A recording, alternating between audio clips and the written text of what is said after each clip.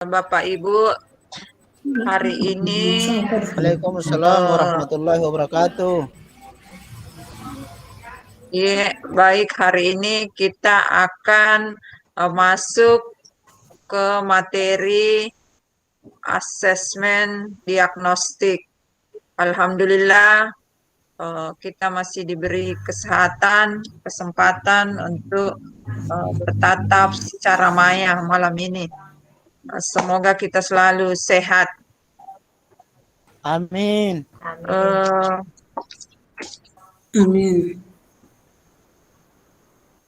Materi kita selanjutnya mengenai asesmen diagnostik. Kita 5 dengan satu orang. Untuk asesmen diagnostik yang harus dipahami adalah yang pertama tujuan asesmen diagnostik, yang kedua asesmen diagnostik non kognitif, dan yang ketiga adalah asesmen diagnostik kognitif. Jadi sekali lagi tujuannya asesmen diagnostik, yang kedua asesmen diagnostik non kognitif, dan yang ketiga asesmen diagnostik kognitif. Tujuan asesmen diagnostik ada beberapa. Yang pertama, secara umum sesuai namanya, diagnostik bertujuan untuk mendiagnosis. Biasanya paling sering didengar kata mendiagnosis itu di rumah sakit, mendiagnosa penyakit. Ini didiagnosis kemampuan dasar siswa dan mengetahui kondisi awal siswa atau peserta didik itu.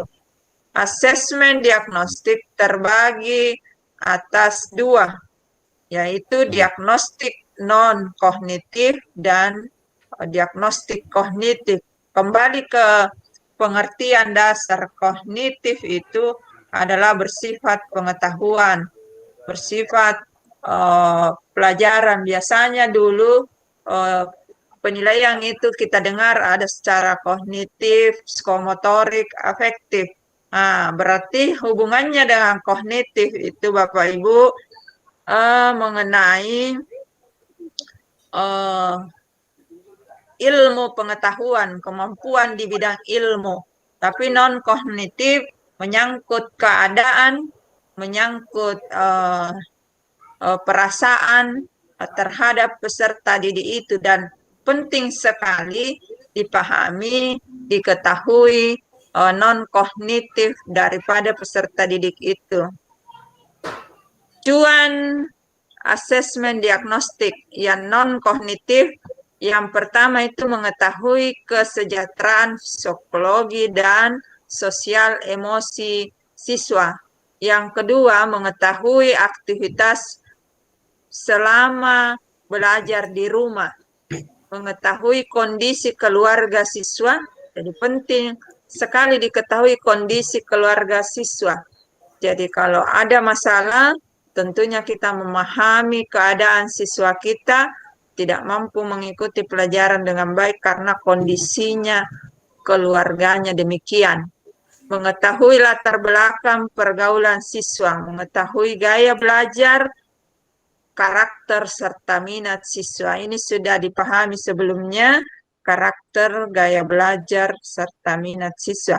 Sedangkan tujuan kognitif, asesmen kognitif, itu mengidentifikasi capaian peserta didik siswa, mengetahui, menyesuaikan pembelajaran di kelas dengan kompetensi rata-rata siswa, memberikan kelas remedial atau pelajaran tambahan kepada peserta didik dan di atas rata-rata. Selanjutnya, asesmen diagnostik non-kognitif. Itu di awal pembelajaran dilakukan untuk menggali kesejahteraan psikologis anak, aktivitas belajar di rumah, seperti tadi yang saya sampaikan di awal, mengetahui pergaulan dan keluarga siswa, gaya belajar, itu semua dilakukan. Ada 3 cara.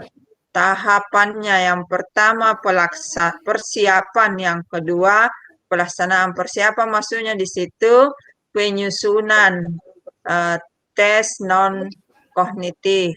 Kemudian pelaksanaan selama proses pembelajaran. Setelah memperoleh hasil tes non kognitif, maka bisa diberi tindak lanjut untuk proses pembelajaran berdasarkan anak itu.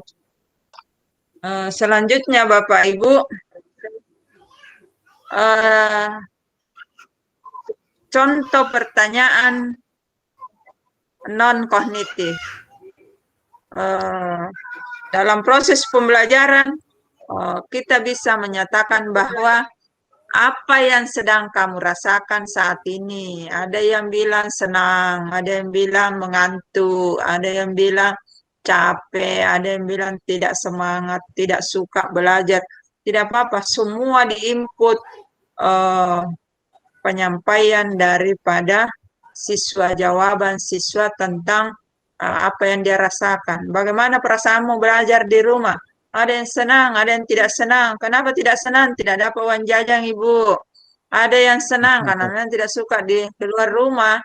Dia senang di rumah, main HP, tidak diatur sama gurunya, tidak dikerasi gurunya karena dia tidak suka belajar. Semua itu adalah asesmen non-kognitif.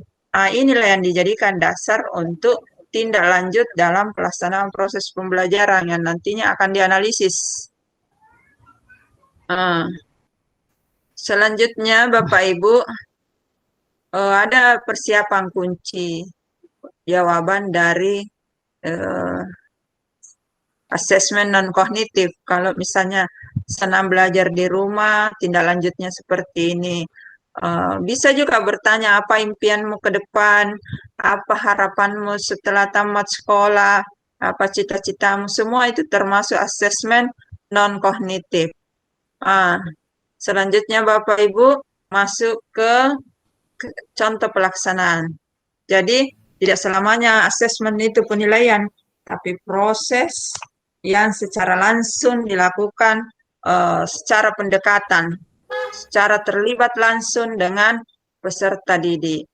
Seperti pada gambar, ada yang bercerita, ada yang menulis, ada yang menggambar. Menyesuaikan untuk tingkat sekolah menengah.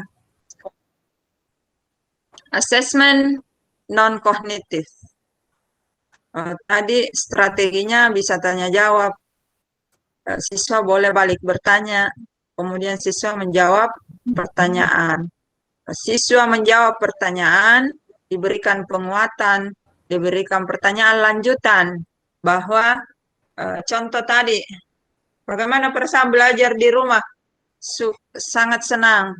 Pertanyaan lanjutan, kenapa sangat senang? Tidak suka keluar rumah. Ada juga tidak suka belajar di rumah. Kenapa? Tidak dapat uang jajan, Ibu. Semua itu termasuk pertanyaan lanjutan. Kenapa tidak suka belajar di rumah, tidak dapat uang jajan? Begitu juga selanjutnya bisa ditanyakan berapa uang jajan per hari. 15.000, 20.000, Bu. Pertanyaan lanjutan lagi, kalau di rumah berapa uang jajan? Tidak ada, Ibu. Semua itu termasuk non-kognitif. Balik bertanya, siswa balik bertanya, kemudian siswa menjawab pertanyaan. Semua ini adalah strategi non-kognitif. Ini tadi mengidentifikasi tindak lanjutnya ada 3. Tindak lanjut non-kognitif, identifikasi siswa dengan ekspresi emosi negatif dan ajak berdiskusi empat mata. Kemudian menentukan tindak lanjut dan mengomunikasikan dengan siswa serta orang tua bila diperlukan. Kalau jawaban dari peserta didik kita tidak diharapkan, kurang bagus, maka perlu dilibatkan orang tua bagaimana mengarahkan anak didik kita ini untuk ke hal-hal yang baik. Ulangi pelaksanaan asesmen non-kognitif pada awal pembelajaran. Itu selanjutnya asesmen kognitif. Ini, asesmen diagnostik kognitif. Ini bertujuan mendiagnosis kemampuan dasar siswa dalam topik sebuah mata pelajaran. Jadi sudah masuk di materi pelajaran. Sebelum saya lanjut,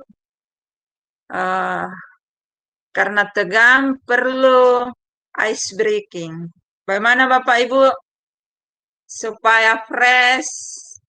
Ayo dinyalakan mic-nya Bapak Ibu, kita ice breaking sebelum masuk ke asesmen diagnostik kognitif. Caranya yang pertama, buka, tutup, buka, tutup, buka, tutup, tepuk tangan. Buka, tutup, buka, tutup, buka, tutup, tepuk tangan. Semangat. Iya. Kita mulai. 1, 2, 3. Buka, tutup, buka, tutup, buka, tutup, tepuk tangan. Satu kali lagi. Buka, tutup, buka, tutup, buka, tutup, tepuk tangan. Semangat. Terima kasih. Lanjut ke yang kedua, karena ini kan cuma 2. Asesmen diagnostik kognitif, iya, sudah masuk di konsep materi, yaitu tujuannya mendiagnosis kemampuan dasar siswa dalam topik semua mata pelajaran. Listen dulu Bu, buang air kecil. Ya, silakan Ibu. Sama halnya dengan non-kognitif.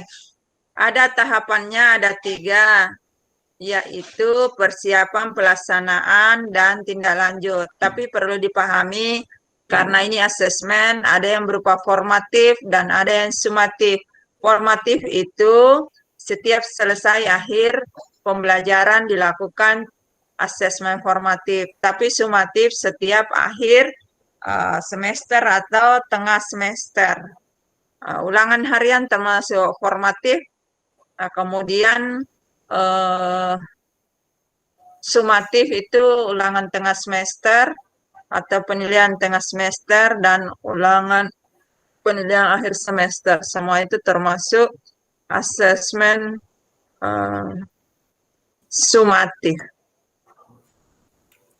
Ada contoh kegiatan persiapan dan pelaksanaan. Ini buat jadwal, kemudian identifikasi materi berdasarkan penyederhanaan dan kompetensi yang disediakan oleh kementerian. Jadi ikut pada capaian pembelajaran, ya, tujuan pembelajaran yang sudah dirumuskan atau dikembangkan sebelumnya. Kemudian disusun sederhana. Misalnya 2 pertanyaan sesuai kelasnya, 6 pertanyaan berdasarkan topik, dan 2 pertanyaan topik yang di kelas di bawahnya, sehingga bisa mengakumulasi semua.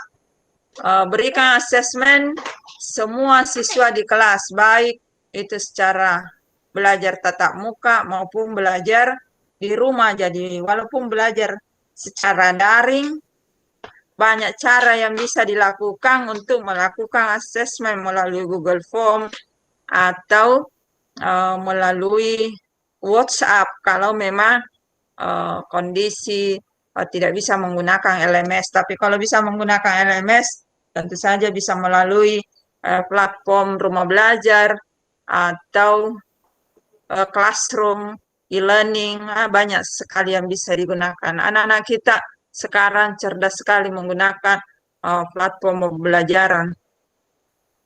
Ini selanjutnya tahap tindak lanjut. Tindak lanjut ini contoh pengelolaan asesmen dalam asesmen kognitif, diagnostik kognitif untuk tindak lanjut. Dibuat penilaian, kemudian hitung rata-rata, kemudian dibagi 3 kelompok. Ada kelompok siswa yang ATP-nya sesuai fasenya, ada yang di bawah rata-rata, dan ada yang memenuhi kompetensi atau memenuhi capaian pembelajaran. Kemudian selanjutnya siswa di atas rata-rata. Inilah yang diberikan pengayaan supaya dia lebih kaya, bisa unggul, bisa mengikuti kompetensi-kompetensi olimpiade dan seterusnya. Yang ketiga, penilaian pembelajaran topik yang diajarkan. Sebelum memulai topik, itu menyesuaikan pembelajaran dengan rata-rata kemampuan siswa. Jadi, kita tidak boleh memaksakan siswa harus berada di atas rata-rata kalau memang tidak mampu, baik itu secara fasilitas, kemampuan intelektual, dan seterusnya. Ulangi asesmen diagnostik ini formatif secara bervariatif berdasarkan materi-materi selanjutnya. Ini contoh asesmen diagnostik ketika masuk di materi pelajaran. Kebetulan kemarin kami memilih materi listrik statis dengan capaian pembelajaran pada pemahaman sains. Peserta didik dapat membuat rangkai listrik sederhana, memahami gejala kemagnetan dan kelistrikan untuk menyelesaikan tantangan atau masalah yang dihadapi dalam kehidupan sehari-hari. Tujuan pembelajarannya memahami konsep listrik statis dan gejala dalam kehidupan sehari-hari dari hasil pengamatan video pembelajaran. Jadi dari hasil video itulah yang kontennya ini yang didiskusikan, tanya jawab, kemudian dikerjakan dalam proses pembelajaran dan seterusnya, sehingga lahirlah asesmen diagnostik ini. Ini hanya contoh dari beberapa yang pernah dikembangkan. Ada perhatikan gambar, kemudian disuruh diminta peserta didik nomor atom dan nomor massa pada model gambar atom ini. Tuh. Jadi saya rasa semua sudah bisa membedakan yang mana yang asesmen kognitif dan non-kognitif. Saya rasa demikian penyampaian saya hari ini. Lebih dan kurangnya mohon dimaafkan. Saya beri kesempatan kepada Bapak Ibu untuk bertanya, kita saling sharing. Bukan berarti saya di sini lebih, tapi kita manfaatnya betul-betul saling mengisi, saling sharing. Bapak Ibu bisa berarti lebih dari saya. Silakan Bapak Ibu mengenai asesmen diagnostik non kognitif dan kognitif. Ibu Rahmawati. Saya Bu. Iya, silakan Ibu. Saya mau bertanya. Silakan Jadi itu Ibu. asesmen non kognitif itu bisa kita cuma tanyakan bagaimana keadaan siswa atau itu yang termasuk non kognitif ya Bu? Iya, betul sekali Bu. Bisa ditanyakan bagaimana keadaannya sekarang, anak sehat atau enggak jadi sakit. dia dalam bentuk pertanyaan ya Bu ya? Iya, dalam bentuk pertanyaan yang bisa juga diadministrasikan Ibu. Bisa diadministrasikan, ditulis, bisa dibuat sebanyak mungkin pertanyaan yang bisa ditanyakan dalam proses sebelum memulai pembelajaran inti, Bu. Iya, Bu. Jadi itu secara lisan saja ya, Bu. Kalau lisan, kognitif, non kognitif. Jadi kalau kognitifnya secara tulisan ya, Bu. Tulisan, betul. Tapi kan sekarang ini yang akan datang, Ibu, di kurikulum Merdeka Belajar sudah bisa dibuat dalam bentuk administrasi, Ibu. sudah bisa disusun dalam perangkat pembelajaran atau administrasi pembelajaran, dituliskan beberapa contoh asesmen non-kognitif. Oh iya. Makasih Bu atas penjelasannya. Sama-sama Ibu. Pak Nasiruddin tadi mau bertanya, silahkan Pak. Oh, makasih Bu. Mungkin Ya. bukan berarti bertanya, tapi istilahnya kita saling sharing. Kenapa? Karena Iya Pak, tentunya saling mengisi. iya, tentunya kalau kita berbicara masalah penilaian, saya pikir inilah Iya. ujung-ujungnya program. Iya. Program apapun yang kita lakukan adalah ujungnya adalah nilai, ya, itu barangkali. Sehingga Ku jawab semua dia Pak, tapi tidak bukan benar salah aku. Ini cuma supaya tidak mengantuk Pak. sehingga apa yang disampaikan oleh Ibu tadi itu sangat menarik bagi saya, dan apa ya, semacam pencerahan, penyegaran kembali ini bagi saya. Sekali lagi merasa segar dengan adanya info-info penyampaian dari Ibu ini. Iya, Tentunya Pak. banyak pertanyaan-pertanyaan yang sebelum diawali dengan apa ini, banyak pertanyaan seharusnya dilemparkan kepada siswa.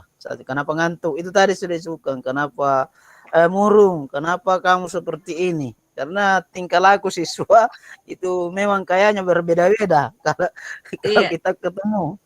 Ya, Betul sekali, dalam hal ini,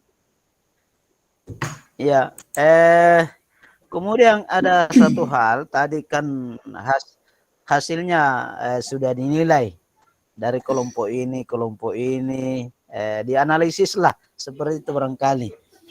Iya, Pak. Ada satu hal yang saya kurang pahami itu Bu, tolong di ini, Iya. bukan mungkin agak ini, ada yang sebenarnya selama ini yang kurang saya Iya. pahami itu. Tadi dalam misalnya Kang ada dalam kegiatan proses belajar, ada kita menilai baik secara individual maupun secara klaksikal. Iya, baik secara individual, klaksikal maupun kelompok. Nah, selama ini saya masih agak apa ya, bagaimana itu anunya, kira-kira formatnya Bu. Jangan sampai pernah buat karena bagaimana juga akan datang itu perlu diadministrasikan. Iya. Bagaimana itu kira-kira formatnya itu Bu, kalau kita dalam keadaan menilai dalam keadaan yang bersamaan ketiga hal itu, secara individual, secara klaksikal maupun secara kelompok.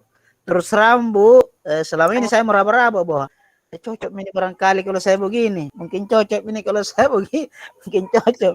Jadi itu anunya itu, saya mohon itu Oh, iya. bagaimana kita bisa. Iya Bu, makasih Bu. Iya, makasih. Iya, makasih Pak Nasir. Begini, gambaran yang pernah saya lakukan. Iya Bu. Kalau penilaian dilakukan secara individu, klasikal, atau kelompok, terlebih dahulu kan dibuat rubrik penilaian. Rubrik, jadi ada Iya. rubrik acuan. Kalau selama ini kan ada penilaian pengetahuan, ada rubriknya. Misalnya pilihan ganda, ada acuan kita, kalau benar 1, kalau salah dapat 0. Kemudian kalau esai, ini perorangan Pak ya, individu. Kalau esai berdasarkan kata kuncinya itu soal. Kalau jawaban soal itu meminta 3 manfaat belajar fisika misalnya, maka kalau singkat setiap satu manfaat dia tulis dapat 1. Kalau 3 berarti dapat nilai 3. Inilah yang disusun menjadi rubrik penilaian nanti. Kalau penilaian sikap kan ada juga. Dulu namanya remedial, sekarang ini nanti di kurikulum sekolah penggerak tindak lanjut. Dan penilaian kelompok juga ada Pak, mengenai kerjasamanya, mengenai keaktifannya, mulai saling diskusinya, tanya jawabnya, menjawabnya, semua itu dibuatkan rubrik dan bisa dibuatkan acuan penilaian. Secara klasikal juga begitu, karena kan biasa diskusi kelas. Diskusi kelas itu klasikal, beda dengan diskusi kelompok. Kalau diskusi penilaian klasikal juga dibuatkan rubrik, dibuatkan instrumen juga. Jadi secara umum kalau klasikal itu juga menilai perorangan. Menilai karena tapi dibandingkan antara kelas 1 dengan kelas sebelah, kelas yang lain untuk mengetahui klasikalnya kelas 91 dengan 92 dibandingkan sampai 910 misalnya. Itu klasikal secara kelompok banyak. Ya karena klasikal kan kelompok banyak. Begitu pemahaman saya, Pak. Tadi bagus sekali Pak penjelasannya di non-kognitif. Misalnya tadi ditanya kenapa mengantuk. Nah ini non-kognitif. Saya tidak suka belajar IPA Pak. Bisa ditanya lanjut kenapa tidak suka, apa sebabnya, dijelaskan dan seterusnya. Jangan dipaksakan, jangan dimarahi. Tapi saya salut sama Pak Nasir yang kemauan kerasnya tinggi. Saya yakin Pak Nasir yang pengalamannya yang jauh lebih banyak daripada kita ini, karena pengalaman itu adalah guru besar bagi kita sebagai pendidik. Terima kasih Pak Nasir. Makasih banyak. Makasih banyak. Pak Anu juga 5, siapa kelompoknya Pak Nasir? Sebelum ditutup, siapa tahu masih ada Bapak Ibu, Bu Jusriani, Bu Yusria.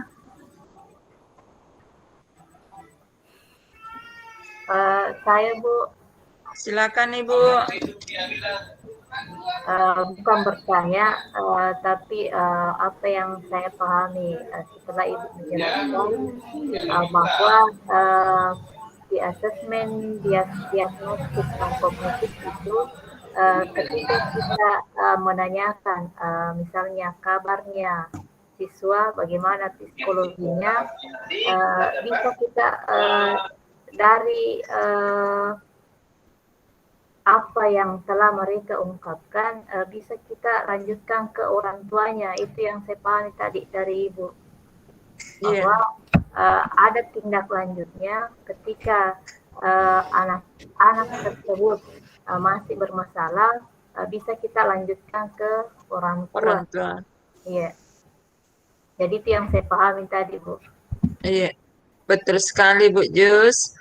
Kalau asesmen diagnostik yang jawabannya menimbulkan masalah dan tidak akan menyelesaikan proses pembelajaran, yang menimbulkan hal yang kurang baik, kurang tepat, dan tidak diharapkan dalam proses pembelajaran, itulah pentingnya komite, pentingnya kerjasama. Kalau di SD itu masih ada paguyuban, kalau di SMP, SMA ada komite, ada bimbingan konseling, wali kelas. Ini semua kerjasama antara wali kelas, bimbingan konseling, dan guru mata pelajaran untuk menyelesaikan masalah anak yang bersangkutan, supaya betul-betul kita mengajak, mengarahkan anak ini untuk mau belajar, dari tidak mau belajar menjadi mau belajar. Berikan motivasi, itu sering kami lakukan di sekolah.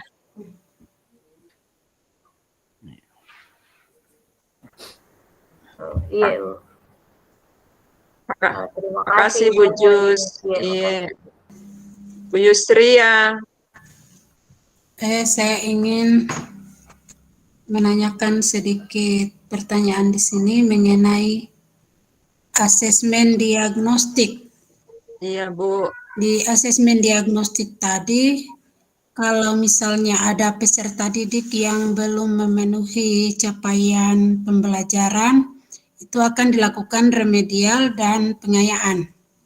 Iya. Apakah pada saat melakukan remedial ini soal yang diberikan itu sama dengan soal yang diberikan sebelum remedial? Iya. Sudah, Ibu. Iya. Terima kasih, Bu Yusria. Sama-sama. Kembali ke aturan, soal yang diberikan pada peserta didik ketika dia remedial itu tidak boleh sama ketika dia memperoleh soal pada ujian yang sesungguhnya. Karena sebelum dia remedial, ada pembelajaran remedial dulu.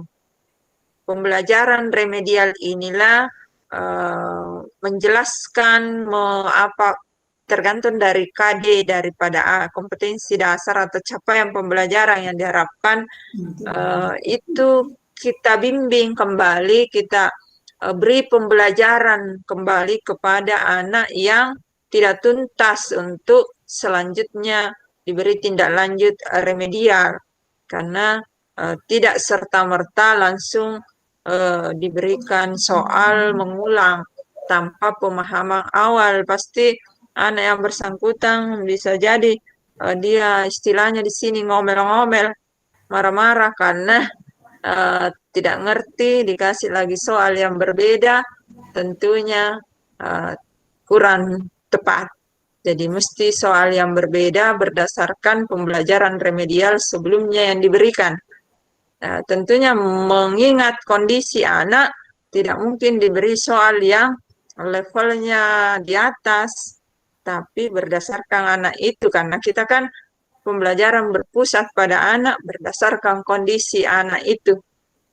Ada contoh pembelajaran yang biasa ini saya dapatkan di Sidrap. Itu kesannya tinggi Pak Ustaz Sudirman dulu, itu Bu Yusriani. Dia bilang ketika anak yang lain memperoleh soal berdasarkan kompetensi, saya cukup tanya yang sangat dasar sekali kalau dia misalnya persamaan dan pertidaksamaan diberikan. Hanya dia bertanya saja penjumlahan sama dia atau yang berhubungan dengan penjumlahan itu. Contoh yang pernah kalau di IPA yang pernah saya lakukan, misalnya pengukuran. Anak yang pertama saya bertanya berapa nilai skala terkecil neraca ini, neraca OHAUS 2610 misalnya. Bisa menjawab. Anak yang kedua, saya hanya bertanya berapa timbangan, berapa hasil pengukuran atau berapa timbangannya benda yang ada ini di atasnya. Nah, dibacalah anak itu. Yang satu lagi, berapa lengannya ini neraca? Dia bilang 3. Ada yang bilang 4. Yang satu lagi, yang saya tahu levelnya di bawah, saya tanya, buah apa namanya yang ada di atas timbangan itu? Saya cuma tanya, buah apa namanya? Dia bilang jeruk. Waktu itu jeruk. Ada lagi, saya tanya lanjut lagi, karena memang dia mengalami hambatan intelektual. Saya tanya, warna apa jeruk itu? Dia bilang orange. Bagaimana rasanya? Bilang kecil, Ibu. Dia bilang, ketawa semua temannya. Iya. Jadi itu sudah masuk penilaiannya yang levelnya sama dengan teman-temannya lain. Karena berdasarkan anak itu. Kita tidak bisa tahu masa depan anak itu, bisa jadi dia lebih baik daripada anak yang dianggap inteleknya lebih tinggi. Karena begini, banyak prinsip yang menyatakan nilai bukan jaminan untuk yang akan datang masa depannya anak-anak. Tidak. Kita ini hanya mengajar saja semaksimal, sebaik-baiknya, tentunya tidak memaksakan kehendak mereka. Itu pengalaman dari saya. Mohon maaf kalau berlebihan. Terima kasih, Bu. Sama-sama, Bu. Terima kasih banyak atas penjelasannya. Mungkin cukup ya Bu Jus.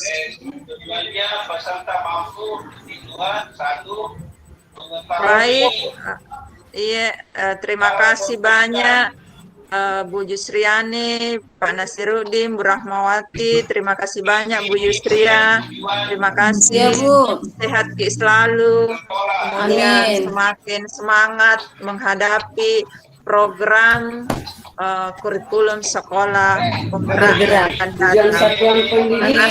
Tidak perannya mohon dimaafkan. Wabillahi taufiq wal hidayah. Wassalamualaikum warahmatullahi wabarakatuh. Waalaikumsalam warahmatullahi wabarakatuh.